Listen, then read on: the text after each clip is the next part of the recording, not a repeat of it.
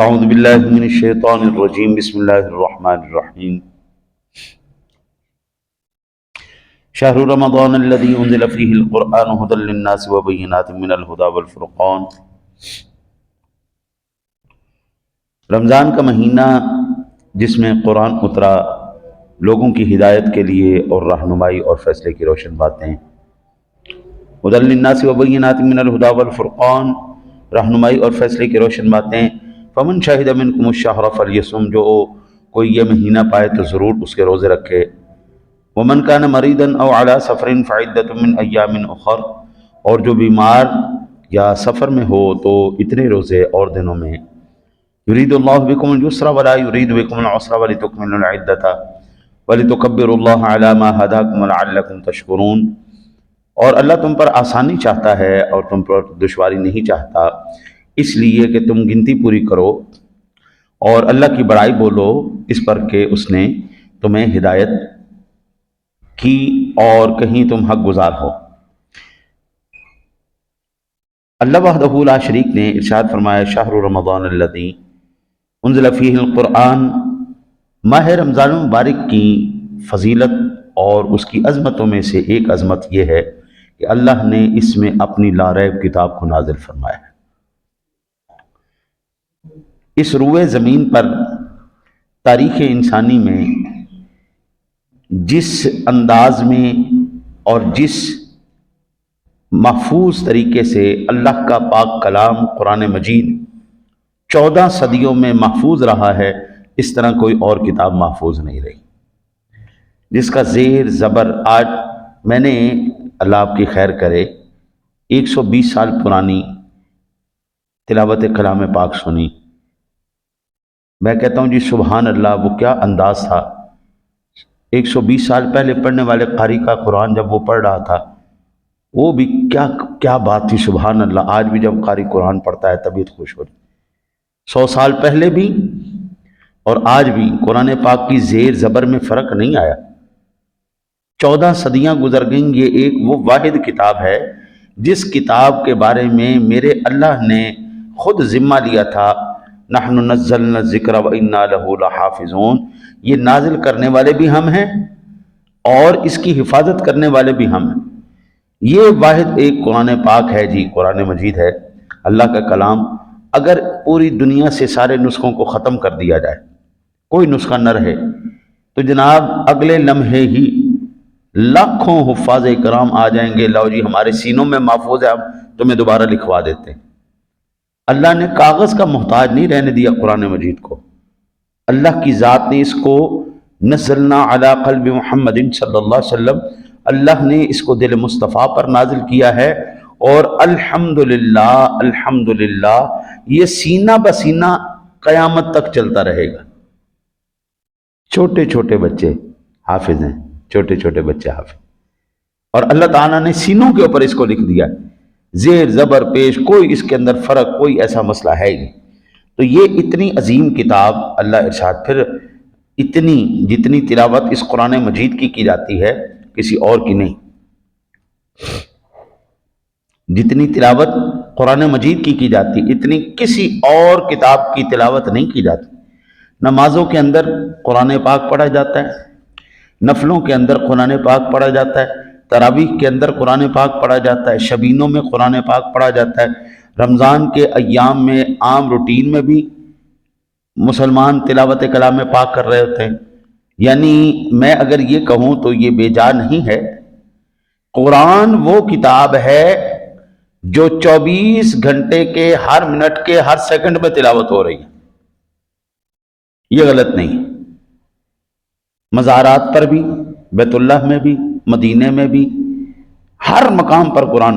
تو اللہ کہتا ہے اتنی عظیم کتاب میں نے رمضان کے مہینے میں نازل کی ہے، شہر رمضان الذی انزل فیہ القرآن، اور پھر اللہ کی ذات نے اس کو اور آگے جا کے تفصیل سے بیان کر دیا، انا انزلناہ فی لیلۃ القدر، اس کو ہم نے لیلۃ القدر میں نازل، بڑی قدر والی رات، شان والی رات، مہینہ بھی شان والا، اور جس رات آیا وہ رات بھی بڑی شان والی۔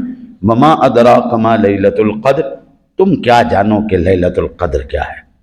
اللہ اکبر، خود ہی ارشاد فرما کے خود ہی اس کی اہمیت دیکھو کتنی ظاہر فرما رہا ہے میرا مالک، وما ادراک ما لیلۃ القدر، تمہیں کیا پتا یہ کتنی شان والی لیلۃ القدر خیر من الف شہر، یہ 1000 مہینوں سے زیادہ افضل رات ہے۔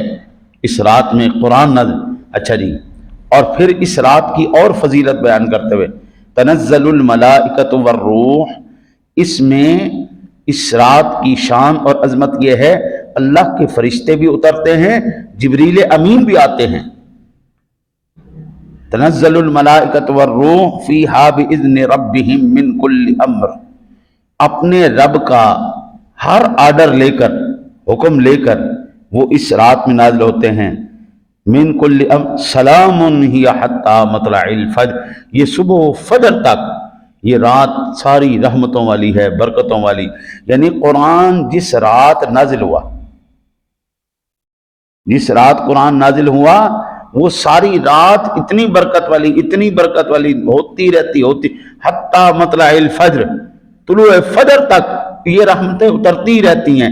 ایمان سے بتائیے گا قبلہ، جس رات قرآن نازل ہو، اللہ کی رحمتیں آئیں، تو کیا وہ رحمتیں صرف اس دن تک کے لیے محدود تھیں؟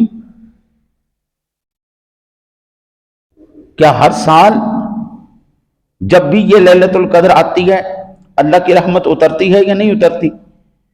اور اللہ کی رحمت اگر اترتی ہے تو پھر سوال یہ پیدا ہوگا کہ کیا پھر وہ ہر سال جب رحمت اترتی ہے تو کیا قرآن بھی ہر سال اترتا ہے؟ تو جواب ہے نہیں جناب، قرآن تو ایک مرتبہ ہی آیا ہے، لیکن رحمتیں جو اللہ نے نازل کی ہیں وہ اب مسلسل اتر رہی ہیں۔ وہ اس کی یاد میں قرآن نازل تو ایک دفعہ ہی ہوا ہے، لیکن ہر سال جب وہ گھڑیاں آتی ہیں وہ رحمتیں واپس لوٹ آتی ہیں۔ اب یہاں پر ذرا سینہ کھول کر اپنے سینوں کو منور کریں عشق رسول سے۔ حضور پیدا تو ایک مرتبہ ہی ہوئے ہیں، لیکن 12 ربیع الاول والا دن جب آتا ہے اللہ کی رحمتیں تب نازل ہوتی ہیں۔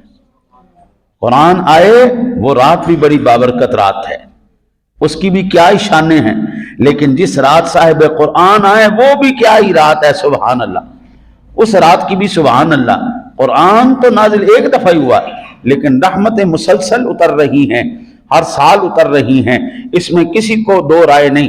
تو میں کہتا ہوں اللہ کے بندے سینہ ذرا کشادہ کر، جس رات صاحب قرآن آئے وہ رات بھی برکت والی رات ہے، جس دن قرآن آیا وہ رات بھی برکت والی رات ہے، جس دن قرآن آیا اس دن اترنے والی رحمتیں ہر سال انہی لمحات میں دوبارہ نازل ہوتی ہیں، پھر اترتی ہیں۔ جس رات صاحب قرآن آئے وہ رحمتیں بھی ہر سال اترتی ہیں اور بار بار اترتی ہیں۔ پھر اللہ وحدہ لا شریک نے اس پاک کلام کی عظمت اور شان کا یہ فرمایا کہ یہ قرآن پاک رمضان مبارک میں نازل ہوا، اور اس کے بارے میں علماء کہتے ہیں یا تو یہ قرآن پاک اللہ کی ذات نے یک بارگی نازل کیا، یعنی ایک دفعہ ہی سارا لوح محفوظ پر نازل کر دیا، اور لوح محفوظ کے بعد اللہ وحدہ لا شریک تھوڑا تھوڑا کر کے وہاں سے حضور کی ذات تک۔ بعض کہتے ہیں کہ نہیں، سارا نہیں نازل ہوا، ابتدا ہو گئی تھی، رمضان شریف میں اس کی ابتدا ہو گئی، اور پھر 23 سال تک، تقریباً 23 سال تک جس طرح ضرورت پیش آتی رہی اللہ تعالیٰ اس پاک کلام کو نازل کرتا رہا۔ یاد رکھیں جس وقت پریشانیاں، تکلیفیں، دکھ آپ کو گھیر لیں اور کوئی راستہ آپ کو نظر نہ آ رہا ہو تو پھر اس قرآن پاک کی تلاوت شروع کر لیجئے، انشاءاللہ تعالی العزیز اس کی برکت سے اللہ آپ کی پریشانیوں کو دور فرما دے گا۔ جس دن سے ہماری زندگی سے 3 چیزیں غائب ہوئی ہیں اس دن سے ہم ذلیل و رسوا ہو گئے، ٹکا ٹوکری ہو گئے۔ پہلے نمبر پر نماز جس دن سے ہمارے جو ہے وہ زندگیوں سے نکلی ہے، دوسرا تلاوت قرآن جس دن سے ہماری زندگیوں سے نکلا ہے، تیسرا جہاد جس دن سے ہماری زندگیوں سے نکلا ہے۔ ان تینوں چیزوں نے ہمیں ٹکا ٹوکری کر دیا، اور اگر ہمیں دوبارہ عزت چاہیے، صدیوں کی عزتیں، تو پھر یہ تینوں چیزوں کو اپنی زندگی میں واپس لانا پڑے گا۔ نماز کو بھی لانا پڑے گا، قرآن کو بھی لانا پڑے گا، اور جہاد کو بھی لانا پڑے گا۔ اللہ سے دعا ہے اللہ آپ کو مجھے عمل کی توفیق عطا فرمائے۔